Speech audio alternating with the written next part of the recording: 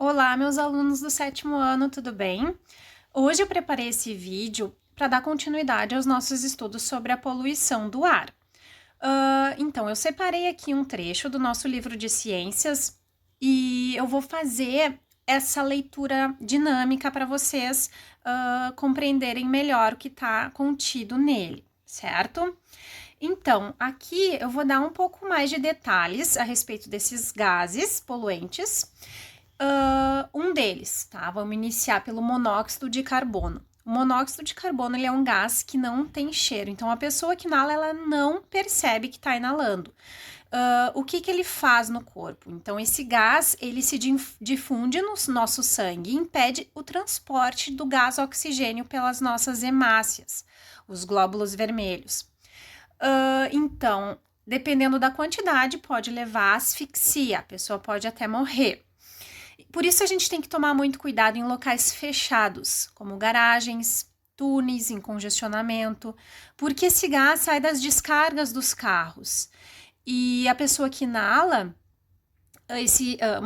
uma grande quantidade desse gás que sai da descarga dos carros pode ter muito prejuízo né, na saúde dela, tá?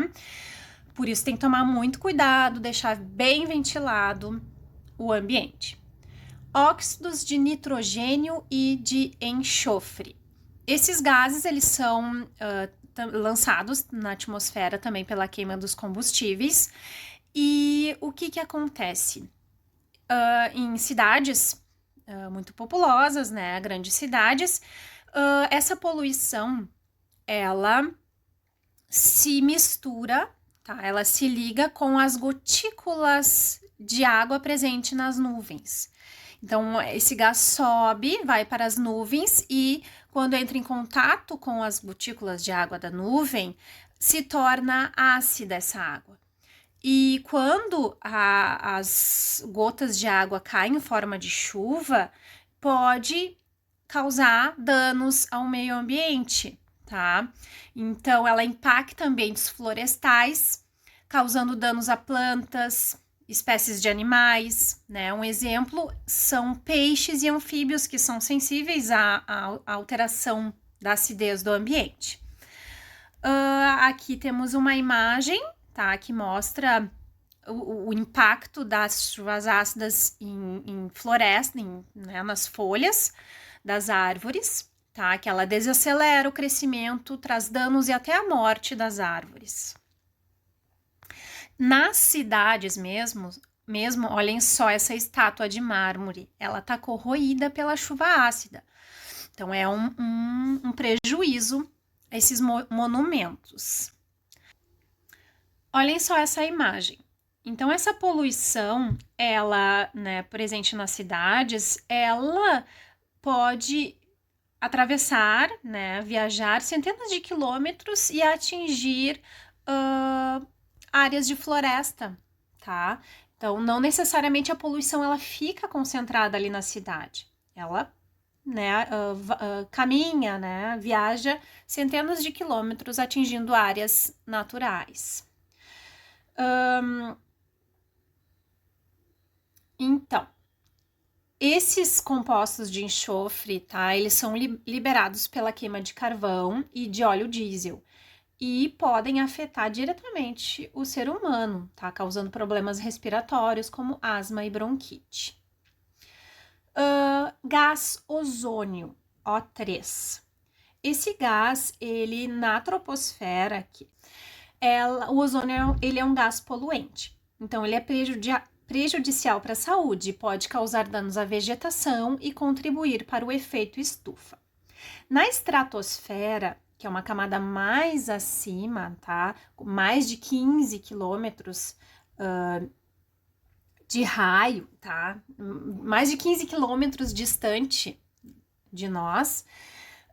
Na estratosfera, ele tem uma importância muito grande para a manutenção da vida no planeta. Por quê? Lembram da camada de ozônio? Essa camada ela é importante para a filtragem dos raios ultravioletas vindos do Sol. Então, ela impede esse excesso de raios ultravioletas atingindo né, a Terra. E a gente inventou, tá, alguns gases, nós produzimos alguns gases que acabam destruindo essa camada de ozônio. E isso é um grande problema, né? Os clorofluorcarbonos, os chamados CFCs, presentes em alguns aerosóis, em geladeiras e aparelhos de ar-condicionado, por exemplo, eles fazem esse dano, causam esse dano à camada de ozônio. O Brasil proibiu a produção desses CFCs desde 2010, tá? E eles foram substituídos pelos HFCs, os hidrofluorcarbonetos, que não trazem esse dano à camada de ozônio, porém também contribuem para a intensificação do efeito estufa. Tá, a gente falou de efeito estufa aqui, mas o que é o efeito estufa? Tá, vamos falar sobre o aquecimento global, gás carbônico e gás metano. O gás carbônico e gás metano, eles são naturalmente produzidos, tá, pelos seres vivos. Nós liberamos o gás carbônico na nossa respiração e eles são importantes porque a presença desses gases na atmosfera faz com que o calor vindo do Sol, esses raios do Sol, eles penetrem então, na atmosfera e fiquem aqui por um tempo, aquecendo o planeta Terra. Então, é importante que exista o efeito estufa para manter o calor na Terra, senão a Terra seria muito gelada. Só que o excesso desses gases, do gás carbônico e gás metano, o excesso deles deixa esse calor mais concentrado ainda na nossa atmosfera e impede que esse calor se dissipe para o espaço novamente. Então, ao longo da Revolução Industrial, tá, que teve início na Inglaterra, no início da Revolução Industrial, lá na Inglaterra, no final do século XVIII, os seres humanos começaram a ter indústrias, fazer a queima de combustíveis fósseis para produzir energia. E isso, então, acabou levando ao aumento da concentração desses gases. E a partir daí, cientistas começaram a perceber, tá, que a Terra, né, tá esquentando, tá?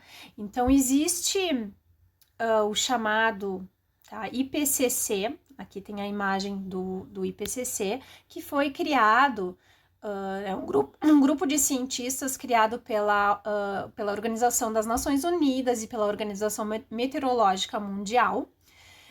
O IPCC é o painel intergovernamental sobre mudanças climáticas.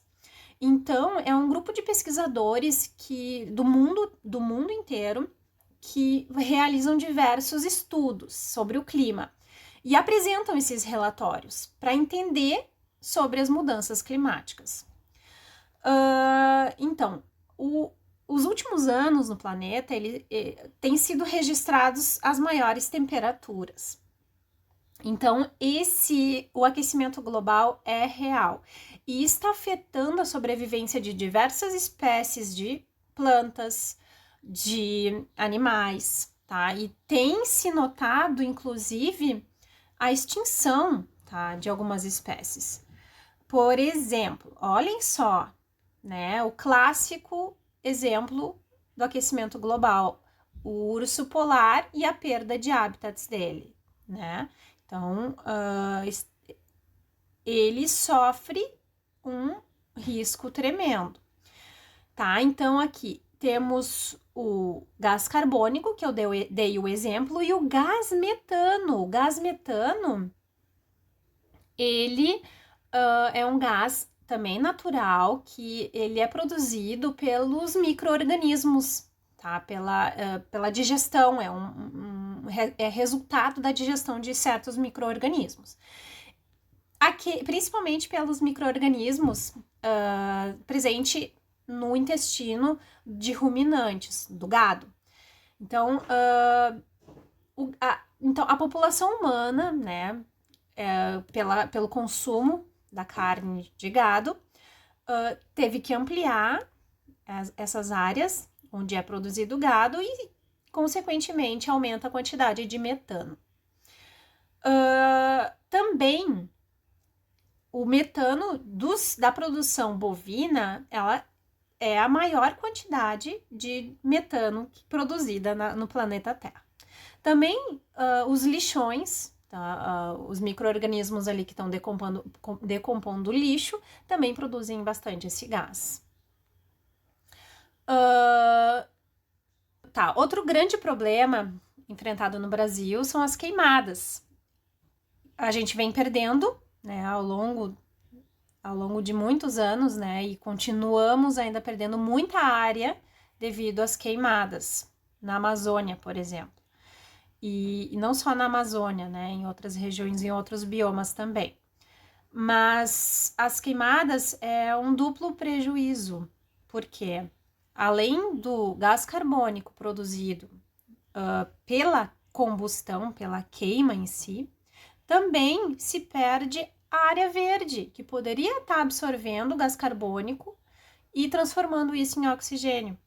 Então, é uma dupla perda, tá? Então, além da perda do habitat causado pelas áreas desmatadas, também ameaça muitas espécies no Brasil. Muitas espécies do reino animal, vegetal e de outros reinos também, tá? Isso contribui para o aquecimento global.